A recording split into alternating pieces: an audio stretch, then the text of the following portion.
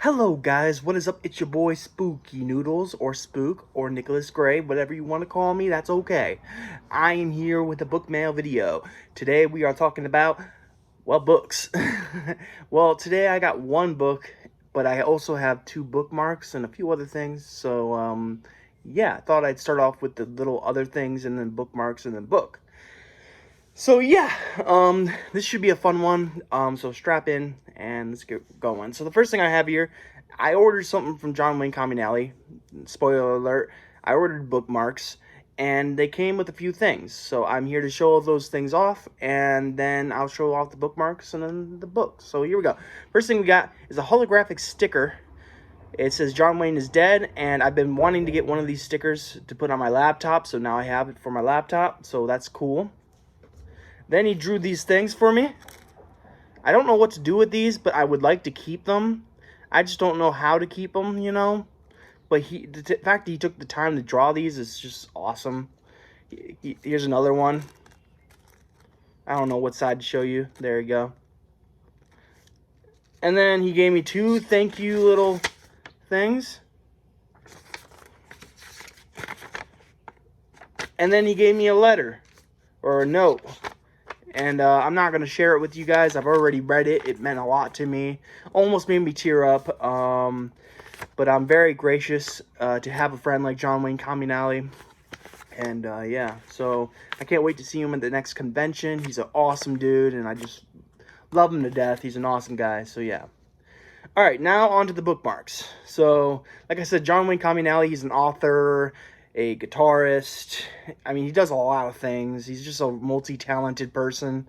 And yeah, he's got a new book out, The Cadillac Man, I think it's called. I own it. I have it signed. He's one of those authors that I'll buy all of his books signed, you know, when they come out. He's up there with Ronald Kelly, Aaron Beauregard, Daniel J. Volpe, and so on and so forth, you know. So, you know, I'll buy all their work when they come out, and yeah. So, he came out with a new bookmark, and I am in love with this bookmark. I love the art, and it looks so cool to me. I'm going to take it out of their little cases to show it to you. Something I've learned is the Sharpie does come off over time. And if I can get these things out of here, that is. Oh, wow, there we go. So this one's a little bit sharp, so I might keep it in the book, the little plastic case. But when I read books, I usually keep them in the case, I think. Because the Sharpie, I found out, comes off in books. Kind of makes sense because you're rubbing it all on the paper. So that hurt both the book and the paper, or the book and the bookmark. So I'm not going to do that again. I'm going to keep them in these plastic sleeves. But I know I'm stupid. I don't at me. Anyways, here's the bookmark itself. It's holographic metal bookmark. I think it looks so cool. It's just stunning. And I got number 79 and 80. This one is 80. They're both the same bookmark, so there's not a difference between the two. I think they're really cool. I collect all his bookmarks. In fact, I think I have a one-of-a-kind bookmark because I think he only sold like 1 or 10 of them. You know, so I own a special one. I think I have it in some Scummer, which is like my favorite book by him. I love a lot of books by him. In fact, I want to read a book by him soon. When I get depressed, I go to authors that I know, like Ronald Kelly. I go to Daniel J. Volpe. I go to Aaron Beauregard, and John Wayne Comic Alley is right up there, you know. Probably, you know, he's probably my second favorite author. I can't think of another one that I like more, you know. So, you know, Aaron Beauregard and Daniel J. Volpe are up there too.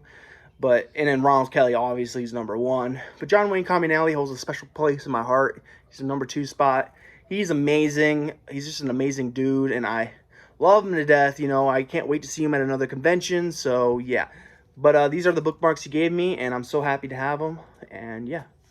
So, now to the only book we have in this book mail. Oh, my dog's about to bark, so I apologize for this if she does bark. She's been jumping at the door like all the time lately. It's been frustrating, but I'm trying to teach her not to do it, but she does it anyways. So yeah, nothing's there, baby. Nothing there, baby girl. Nothing there. Oh, sorry, she's right there. Oh. My gosh, thumb in that door, I swear to gosh. There's a chipmunk that lives in the tree in front of my house, and the chipmunk comes on the doorstep to like basically play games with my dog, and both dogs hate this chipmunk to death. So every once in a while the chipmunk won't leave the porch and I have to go and scare it. So this might be one of those occasions. So if you hear them barking, it's probably because the chipmunk's here, so I apologize. But anyways, good girl. We're here. This is the book. The book is called The Door in the Lake by Nancy Butts. I know if I was called Nancy Butts, I probably would use a pen name, but that's just me. This book comes in at, well, it's got pretty big font, but it comes in at 159 pages, and the font's like pretty big. This is a coming-of-age abduction story, from what I'm told, or from what I read online. This is kind of one of those books that I never even heard of, but it's not even in the horror category. You know, it's more of a coming-of-age story than it is anything else. So, even though I usually like my coming-of-age stories to have horror residing in them, usually coming-of-age stories do have a little bit of amount of horror in them, but that's besides the point. This story is probably one of those without the horror, but still, it's a abduction story about a kid who gets sucked into a portal, and then 1 year later he comes back and he believes he's been abducted by aliens. Excuse me. So I'm going to read you the synopsis. It's a very small synopsis. So, and then they have like some blurbs, but I'm not going to read the blurbs. But anyways, yeah. And Nancy Butts grew up in Michigan, by the way. So she isn't from Michigan, but she lived in Michigan. I think she's from Texas or Georgia. I don't really know much about Nancy Butts at all. I just glanced at the back and then I read a little bit of the about the author. But anyways, let's just read this synopsis, shall we? So here we go. He knocked the blinds. James, that is. All right, here we go. 2 years after the night he vanished, Joey reappears. Chronologically, 14, he still looks, sounds, and feels 12 years old. When doctors fail to explain a persistent runny nose, periodic seizures, and memories of a strange light in the sky, Joey returns to the lakeside camp where he disappeared. And that's literally the synopsis. That's all they have to say in the synopsis. So, you know, the cover art was done by Dan Burr. And I like the cover a lot, actually. It looks really pretty. So, yeah, this is a short-looking book. I could probably knock this out very, very quickly. Someone really didn't want you to know who the publishing company was, because I had to take the sticker off right here. And then inside where it says the publishing company's name, it's blacked out. So someone really did not want someone to know about who this is from, which is kind of weird to me. But this was one of those discard books, as you can see with the stamp there. But I think this is going to be a good one. It's going on my coming-of-age shelf because I'm pretty sure it's a coming-of-age story. It's about a boy who's 12 years old, even though he's really 14. Well, I don't really know. It's a mystery, you know, and I am in love with these type of books.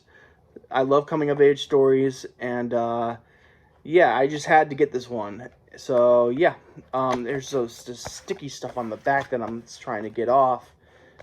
This book came with a lot of stickers, y'all, and I had to peel a lot of them off. And then there was tape on all the corners, and there still is tape on the corners, and I'm going to leave them on because my sister was right. I'm destroying the book by trying to take all the stickers and tape off, so I'm going to stop doing that. But yeah, this is the book. It is The Door in the Lake by Nancy Butts. And that is it with the book mail. So really quick writing news. I'm still writing. Well, I should say I started writing again. Ever since my laptop went kaput, I do not have a way of writing. I did write a little bit on my mom's laptop, but that was periodically. It was like every once in a while. But now I have my laptop back, so I can write again as much as I want to my heart's desire. And I've been writing my abduction story lately. My abduction story is at like, well, I don't want to say how far into it I am because I've told multiple people different things, and I don't want to catch myself in a lie. I'm just playing, but basically what I'm trying to say is that I've told someone that I've gotten really far into this story, and when I say I've gotten far into it, I mean that I've plotted it all out, which I never do. I outlined and stuff like that, and I have like this idea little page on my Google Docs where I put ideas, of where the story could go and possible ideas for the story itself. So like if I get stuck and I don't know what to do, I can pull one of those ideas out of my hat and write it, So I just have a bunch of stuff like that. Like I have the whole story ready to go.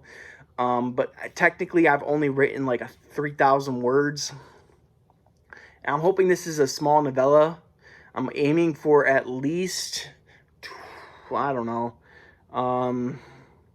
I want to say I'm aiming for 20,000 words, but we'll see what we get. We get what we get, and we don't throw a fit. That is the motto. But I'm really excited about this abduction story. I feel like there's not a lot of abduction stories in novelization form. There's the Whitley Strieber stuff, but other than that, I just read Mark Lucan's Sightings, which is phenomenal. I love that book. I just wish there was more abduction stories, and I know it would probably be the same thing over and over again, but I feel like there should be at least a subgenre for that type of story, and I feel like you could do a lot of things with that story. It doesn't have to be the same thing over and over again. I feel like it could be different things, there could be different storylines, different characters, different types of aliens, different type of motives, different type of this, different type of that. So I feel like it could be expanded on, the idea that is, and there could be multiple stories in itself there, But I understand, it's basically the same thing over and over again. Aliens come down, try to abduct you, then you either escape or you get abducted. That's basically the storyline. But it's not exactly, the story, the plot that it's the character development and all that stuff, and the story web and how you get there, that's what matters, So I'm trying to make a unique abduction story, but I don't know how unique it's going to be in the end, but we'll see. I'm working real hard on it. So far I've got over 3,000 words written. I'm at like 3,400 words, I think. I wrote like 1,400 words today, maybe even more than that. So I've been on a roll today. I didn't think I was gonna write that much today, but then boom, all of a sudden out of nowhere I wrote a lot. So that's pretty awesome. I'm also trying to write some short stories for both a collection and an anthology. I'm trying to get my name out there some more. I feel like I've been working a lot for my publishing company, but I haven't really been working for myself a lot lately. So I'm trying to get my name out there a little bit more. But I don't think my stories are good enough yet, so I'm going to keep working on them. And if I don't send these stories out in time for those anthologies, they'll probably just go into my next collection. And my next collection, I haven't really come up with a name yet, but I think it's going to be something along the name of something to do with gray, because that's what I've been doing lately. I got Gray Matter, I got Grey's Anatomy, I think I know what the next one's going to be, but I don't want to say it, because I don't want to get, everyone to talk crap about it, but keeping it in my head, and maybe one day I will actually go about it. I could always do something stupid like do a Gray Matter 2 or do Grey's Anatomy 2, but I feel like I just want to continue with trying to make cool, clever puns with these collections. So Yeah.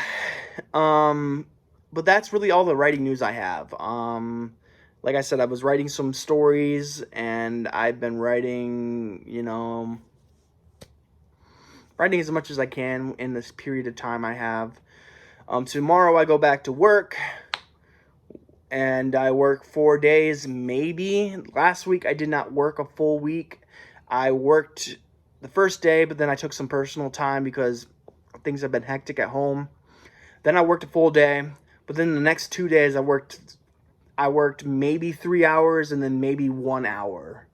So my work schedule has been corrupted because of VTOs, and there's no problem with that. I like being home with my family and getting to rest and stuff, but money wise it's gonna hurt a lot. So this week I'm hoping to make some more money. I'm gonna try to stay at work as long as I can, but to be honest with you, I'm not really in the right mental place to be working, if you ask me honestly. I'm struggling with a lot of things going on right now, and it's hard for me to concentrate, especially with the way I've been acting lately, but that's here nor there. Yeah, I really hope you guys are having a great day. I know I'm having a pretty good day. I'm gonna do some reading soon. I was reading, or I am reading, Video Night by Adam Caesar. I think that's how you say his name. Because I've heard someone say his name differently once.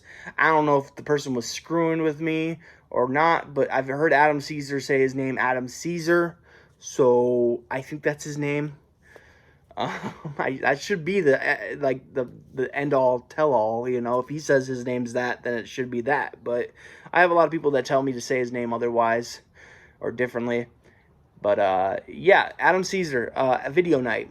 That's what I'm listening to at the moment. It's kind of an alien story. It's more of like it is an alien story. It's just a different kind. It's like a host type of alien where it goes into your body and takes you over like a body snatcher.